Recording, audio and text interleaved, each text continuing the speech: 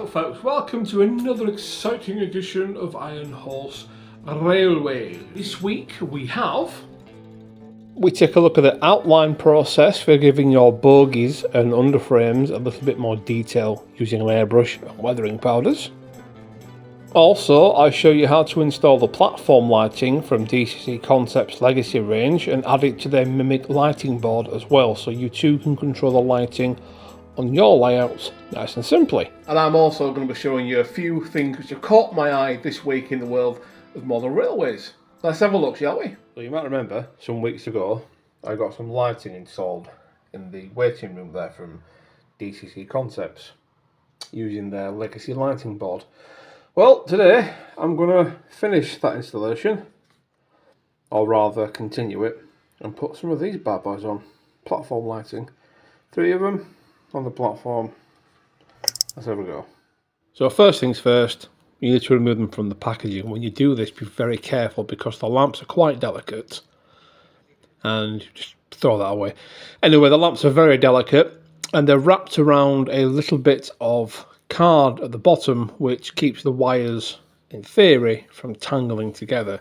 This little pouch you want to keep hold of because it has some brass tubes in there which help you mount the lamps into the baseboard. You've also got an LED resistor board. We're not going to need that this time because we're going to use the Alpha Mimic board later on, which has already got resistors built into it.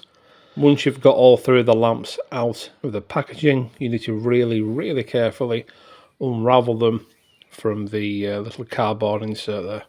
Now I've just drilled 2mm holes. I've drilled 3 of them across the platform bases there, and I'm just threading the wires into them. You might find it easier to put the brass tubes in first and then thread the wires for the lamps through the brass tubes and then just pull them through in one big motion like I'm doing here. Trying to do it the other way around isn't really the best way of doing it, and it's quite fiddly as well. Just take your time and eventually the wires will come through, and you need to repeat this with the other lamps as well. So the second lamp, same sort of process. Just feed it through. And again, you can adjust the heights on these lamps. They're all adjustable, so you can have it higher or lower. I've got them on the lowest setting because it's platform lighting and what have you. We'll pull those wires through from the other side. Long ones are positive, short ones are negative. We're going to connect them to the plug for the Alpha Mimic board, which is here. Bare back all your wires, your red and your black. Then we're going to plug them into the Alpha Mimic board as well a bit later on. Soldering iron time, you just shove it in one of them there, and away you go. As you can see, the lights come on. Now we'll have another look at these later on when it's a bit darker. Right then, so you've weathered your model, you're happy with what you've done the roof, and all that remains now is to do the underframe. Now depending on the model I'm doing and the finish I'm going for, that'll determine whether I do the underframe last, first or in the middle. I tend to do the roof or the underframe last, either or, because you need to handle the model and things. So roof is either last or second to last. Bogie, again, last or second to last. A few different ways you can do this. You can use a wash to get a little bit of detail under there. You can use a little bit of the matte coat there to pre-treat the surface and use just weathering powders, which is something I've done a lot of in the past. Or you can do what I'm going to do today and use a little bit of airbrushing just to bring out some of the detail on the underframe there, on the battery box and what have you. We're not going to go too mad with it, just a little bit here and there, a bit around the front, just to give a bit of depth and what have you, and just bring out all this black plastic and what have you. That's probably still a little bit thick. It's not a bad colour actually. That might be okay. Might need to further thin it. But this is the downside to using an airbrush, is you have to thin your acrylic paints or your enamel paints down before you use them. You can use the pre-made ones like the Vallejo stuff, which is something I do use quite a lot of. That's more like it. So I'm going to add a little bit more in the way of thinners, airbrush cleaner. I'm pretty sure this is just IPA or whatever. To be about the same consistency as like a milk, not thick, but not watery either.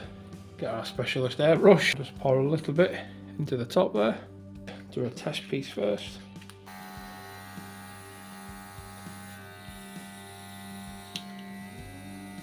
There we are. And this is the tricky bit now. Trying to show you guys what I'm doing whilst I'm seeing what I'm doing.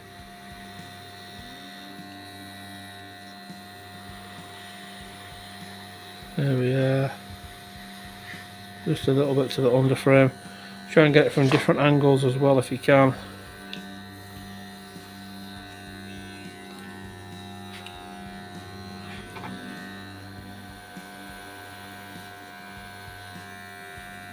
Just a little bit on there.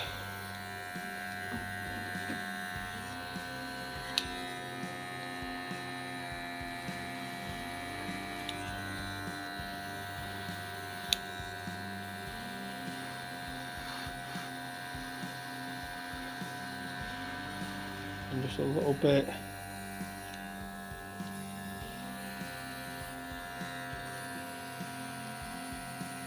pop the body.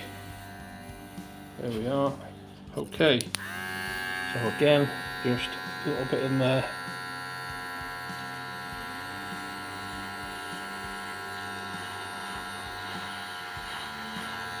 Just put on the front there.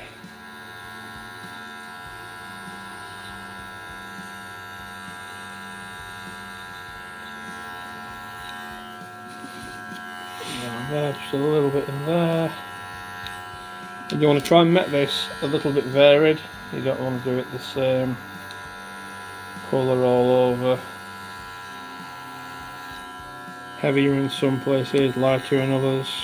Okay, hopefully now you can see that just gives us that very light work worn effect. And we can further work this. Want it heavy down there, whatever, bit of a patch up there maybe.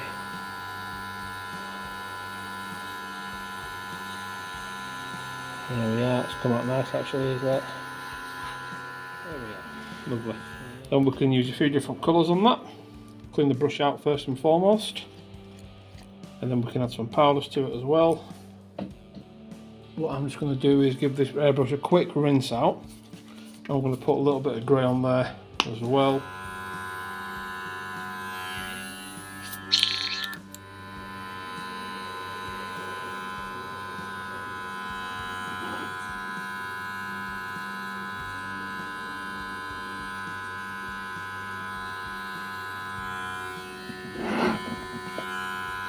Okay, there we are.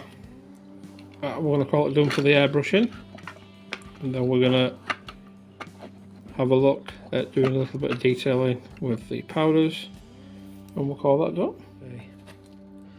So I'm just going to use a little bit of old rich rust, just on a few little bits.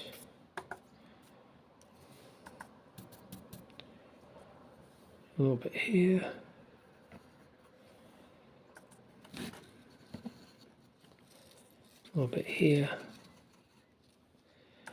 Just sort of where you'd get it on the bogies and what have you. Or down on this side here. Just some shade variants. And then same on this side, turn it around, bit on there, there we are, not need much, just a hint. There we are. Okay, we'll give the wheels a wipe, we'll get it on the track. Okay, hopefully you can just about see me. It's very tight down here. Trying to get everything lined up for a shot. But we'll just bring the loco we've been working on into shot now.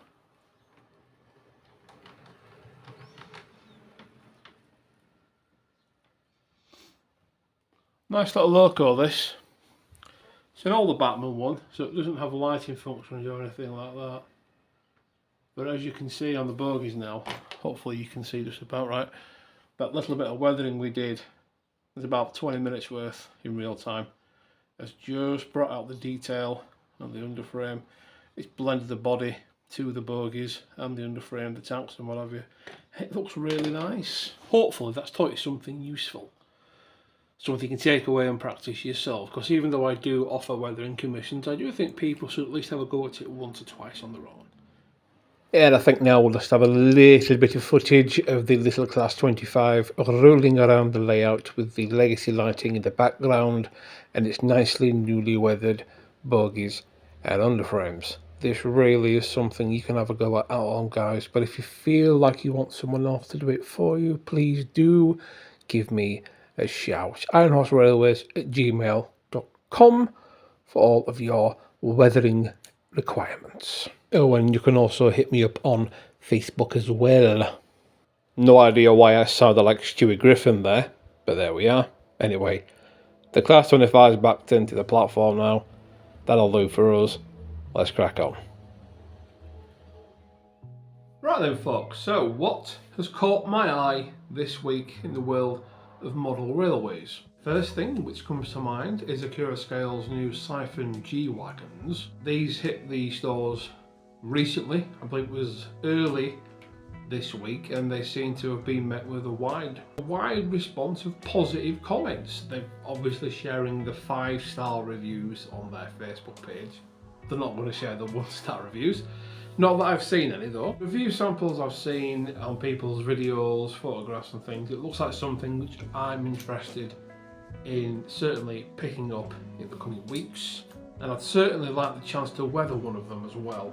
I think that would offer quite an interesting challenge, so that's on my radar. Now, the folks over at West Hill Wagon Works have been very busy boys and girls indeed this week. They have released a range of vacuum pipes, ETH pipes, multi-working pipes and things for an absolute range of different locomotives, including the Class 37s, Class 45s, 46s, 24s, absolutely dozens of them, really finely detailed as well. They've also released a nice miniature little desk on one of a Class 37 engine, which looks really cool. I think it's certainly worth checking those out as well. You're best off going over to West Hill Wagon Works website if you want to see the full range there. It's quite a sight to behold, and it's great because you can bring all those old nasty wagons from the past and you can update them and things. It's good for the hobby. KR Models recently published their latest newsletter with updates on their Bellerophon project.